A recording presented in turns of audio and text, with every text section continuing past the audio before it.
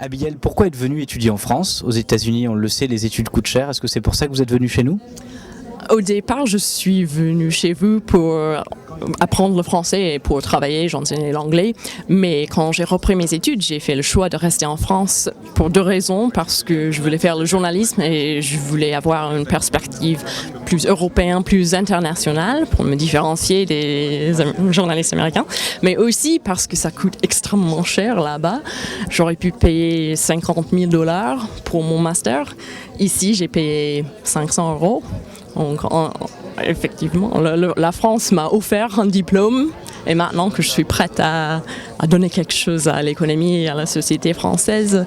Donc tout ce que vous demandez, c'est de travailler et de payer vos impôts, c'est ça? Oui, c'est ça, c'est exactement ça. Est-ce que ça paraît pas un peu bizarre de dire je veux payer les impôts? Ça me fait bizarre, c'est vrai, c'est vrai. Bonjour Anne Levergeon, vous êtes aujourd'hui pour être marraine d'étudiants étrangers. Pourquoi cet engagement? Je vais être marraine d'une étudiante marocaine qui est une diplômée de l'école des mines de Douai. Une fille qui a réussi à être 3e de sa promotion, qui a trouvé un travail dans une entreprise internationale, AK Technologies. Elle est spécialiste de métrologie, c'est une spécialité très, très pointue. Elle avait un travail permanent, un CDI.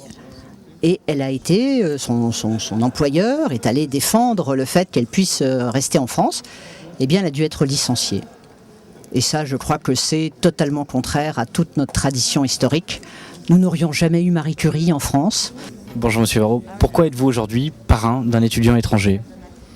Pour des raisons absolument évidentes, c'est que je suis français, je suis républicain et je suis très attaché à l'une des traditions de la République qui est inscrite d'ailleurs au fronton de nos mairies, de nos établissements publics, liberté, égalité, fraternité. En l'espèce, c'est de la fraternité qu'il s'agit.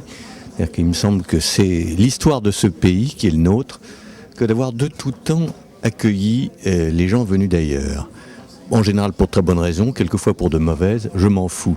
L'une des vocations de ce pays, une fois encore, et ça tient aussi à sa situation géographique, à l'extrême ouest du continent, c'est que c'est un refuge. Et qu'à partir du moment où on met en cause ou en jeu le dit refuge, je pense qu'on attente à la personnalité morale de ce pays qui est le nôtre. Qu'est-ce que vous allez faire justement pour Myriam?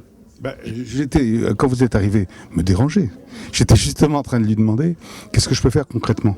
Parce que c'est bien de faire des grandes déclarations comme ça, mais il faut faire des choses concrètes. C'est-à-dire, je sais pas, l'aider à... Monsieur Moati à la préfecture avec Myriam qui va demander des papiers, être aimable avec l'agent de la préfecture. Aimable, je suis toujours. Non, aimable, je suis toujours. Voilà, je suis prêt à faire ce qu'elle me dira.